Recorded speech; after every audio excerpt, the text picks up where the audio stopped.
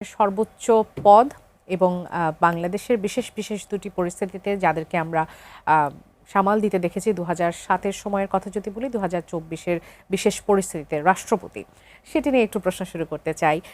সম্ভাব্য তালিকা নিয়ে সোশ্যাল মিডিয়া থেকে শুরু করে গোটা বাংলাদেশেই নানান জল্পনা কল্পনা নানা ধরনের কথাবার্তা চলছে।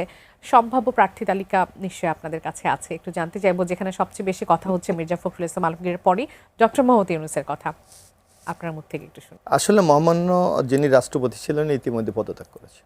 পদত্যাগ করার পর আমাদের সংবিধান অনুসারে এখানে একজন বিজ্ঞ আইনজীবী আছেন।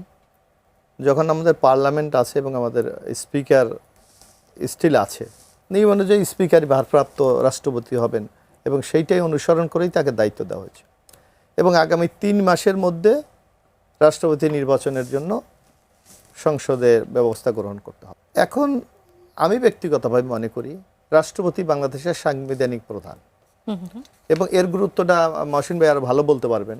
আগামীতে আরো বেড়ে যাবে। যদি হয় প্রশ্ন করেন কেন বেড়ে যাবে, এটার কারণটা হলো ইতিমধ্যে দেখেছেন আগে কেয়ারটেকার গভর্নমেন্ট যখন ছিল তখন ওই 3 মাস রাষ্ট্রের বেশ কিছু গুরুত্বপূর্ণ দায়িত্ব কিন্তু রাষ্ট্রপতির কাছে অটো চলে যেতেন, বিশেষ করে সশস্ত্র বাহিনী।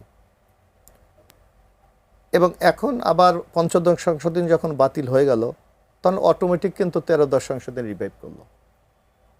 কিন্তু এখানে হাইকোর্টের যে ভার্ডিক্টটা আমরা দেখেছি সেখানে বলেছে যে জাতীয় সংসদে আইন পাশের মাধ্যমে তারা নিজস্ব মতামতের মাধ্যমে এখানে সংশোধন করতে পারবে। এই একটু আছে, তো একটা স্বাধীনতা আছে।